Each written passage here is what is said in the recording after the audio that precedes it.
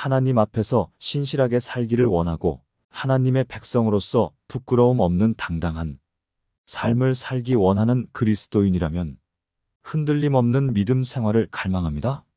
이러한 갈망은 다양한 방법들을 찾아보게 되고 자신에게 맞는 것을 선택하여 실천해 보기도 합니다. 여러 가지 방법이 있습니다. 여기서 그 방법들을 논하기는 시간적 제약이 있으니 본문을 중심으로 흔들림 없는 믿음의 기초는 무엇일까에 대하여 묵상하면서 은혜를 나누고자 합니다. 이 시편 말씀은 다윗이 자신의 적들과 전쟁에서 하나님께 구원을 구하는 모습을 담고 있습니다. 하나님의 인자하심을 근거로 자신이 하나님을 의뢰하고 있다고 고백합니다. 하나님을 의뢰하기 때문에 오늘도 전쟁 중에 자신이 거닐 길을 하나님께 묻고 있습니다. 하나님께 의뢰하는 나의 믿음은 내 육신만이 아니라 나의 영혼까지도 하나님께 온전히 맡겼다는 고백입니다. 다윗이 말하고 싶은 것은 하나님과의 교제를 강조합니다. 전쟁이 하나님과의 교제를 끊을 수 없다는 고백입니다. 자신의 믿음은 환경이 지배하는 것이 아니라 믿음으로 인한 내적 자신감과 하나님을 향한 신실한 믿음이 자신의 믿음을 이끌고 있다는 고백입니다. 자신의 내적 강한 믿음은 외적 전쟁이라는 급박함과 혼란스러움을 충분히 이길 수 있다는 것입니다. 하나님과 함께 하루를 시작하는 것은 매우 중요합니다. 하나님과의 만남 혹은 하나님과의 교제, 하나님의 말씀을 묵상하는 것은 하나님으로부터 인자하심을 얻게 되고 믿음의 흔들림을 예방하는 처방이 되기 때문입니다. 흔들림 없는 믿음의 기초는 말씀을 묵상하는 것처럼 좋은 방법이 없다고 생각합니다. 왜냐하면 묵상을 통해 하나님과의 교제를 즐길 수 있습니다. 어디 이것뿐입니까? 묵상으로 얻을 수 있는 유익은 너무나도 많습니다. 하나님의 말씀을 더욱 깊이 있게 깨닫게 되는 은혜를 입습니다. 잘 이해하게 되기에 그 말씀들을 삶에 온전히 적용할 수 있습니다.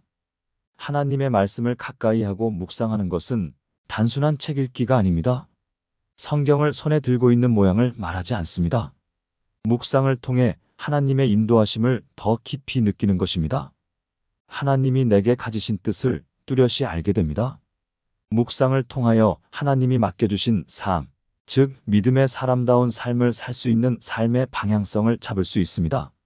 그렇다면 말씀을 묵상함으로 흔들림 없는 믿음을 간직해야 할 이유는 무엇일까요? 예레미야 17장 9절 말씀을 봅니다. 만물보다 거짓되고 심히 부패한 것은 마음이라 누가 능히 이를 알리오마는. 마가복음 7장 21절에서 23절 말씀을 봅니다. 속에서 곧 사람의 마음에서 나오는 것은 악한 생각 곧 음란과 도둑질과 살인과 간음과 탐욕과 악독과 속임과 음탕과 질투와 비방과 교만과 우매함이니 이 모든 악한 것이 다 속에서 나와서 사람을 더럽게 하느니라. 말씀 묵상을 통해 우리는 거짓되고 부패한 마음을 정화할 수 있습니다. 악한 생각, 음란, 도둑질, 살인, 간음, 탐욕, 악독, 속임, 음탕, 질투, 비방, 교만, 우매함 등등 사람을 더럽게 하는 모든 악한 것들을 몰아낼 수 있습니다. 이러한 것들을 마음에 담아두고서는 그 마음에 평안이 있을 수 없습니다. 말씀 묵상이 없는 마음은 고요함이 없습니다. 항상 요동치고 풍파가 일어 안정감을 유지하지 못합니다. 말씀 묵상이 없는 사람의 믿음은 요동치는 바다처럼 흔들립니다. 인생을 살면서 마음이 평안한 것처럼 든든한 행복이 없습니다. 젊었을 때는 알지 못하던 지혜입니다. 말씀 묵상이 없을 때는 많은 것을 가져야 행복하다는 생각이 전부였습니다. 착각이었습니다. 우리의 마음이 정화된 마음, 깨끗한 마음, 인생을 혼란스럽게 만들고 우리 자신을 더럽히는 것들을 다 제거해버리고 말씀으로 그 마음의 빈자리를 채울 때 인생은 참 행복을 누리게 됩니다. 나이 먹고 아쉬움이 있다면 이런 생명의 진리를 늦게서야 알았다는 것입니다. 좀 더 일찍 알았더라면 지금보다는 더 많은 행복과 평안을 누릴 수 있었을 텐데라는 아쉬움이 남습니다. 마음을 깨끗하게 정화하는 것은 흔들림 없는 믿음의 기초를 다지는 것입니다. 그런데 이러한 역사는 하나님과의 깊은 교제를 통해서만 가능한 일입니다. 말씀 묵상이라는 방법을 최대한 활용하는 것입니다. 하나님과의 교제는 우리의 영혼에 큰 힘을 공급합니다. 우리의 삶에 큰 변화를 줍니다. 하나님의 사랑과 은혜를 더욱 깊이 이해할 수 있습니다.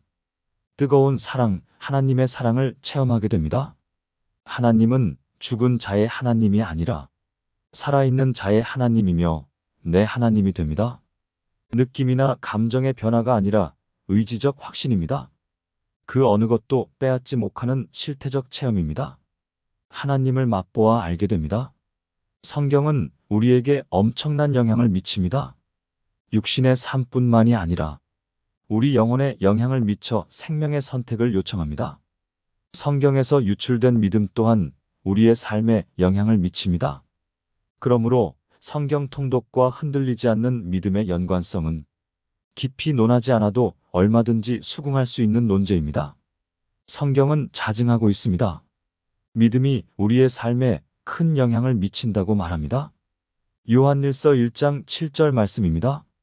그가 빛 가운데 계신 것 같이 우리도 빛 가운데 행하면 우리가 서로 사귐이 있고 그 아들 예수의 피가 우리를 모든 죄에서 깨끗하게 하실 것이요. 믿음은 우리와 다른 사람과의 관계를 개선시켜 줍니다.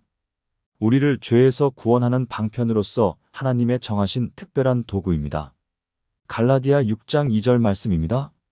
너희가 짐을 서로 지라 그리하면 그리스도의 법을 성취하리라.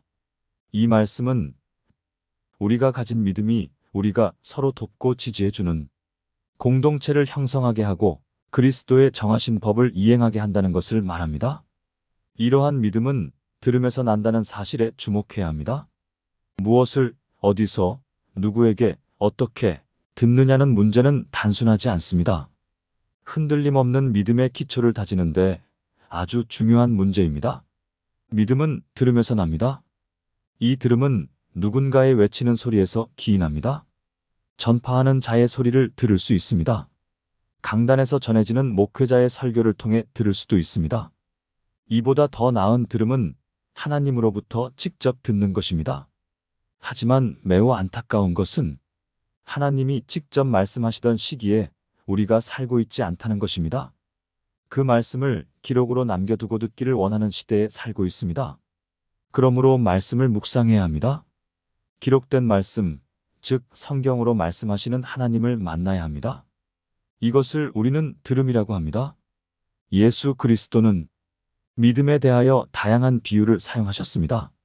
마태복음 17장 20절에서는 믿음을 겨자씨로 비유하셨고 마가복음 11장 24절에서는 믿음은 기도의 응답이라고 말하고 있습니다. 이 외에도 많은 말씀을 하셨습니다. 흔들림이 없는 믿음을 갖기 위해서 우리가 해야 할 일은 하나님의 말씀을 깊이 연구하고 깨닫고 말씀대로 받아들이고 실천하는 것입니다. 교회를 통하여 교육을 받고 가르침대로 실천해 보려는 절대적인 노력이 필요합니다. 이것은 생명입니다. 이것은 구원받은 자의 진실된 삶입니다. 이것은 그리스도의 제자로 산다는 진정한 표식입니다.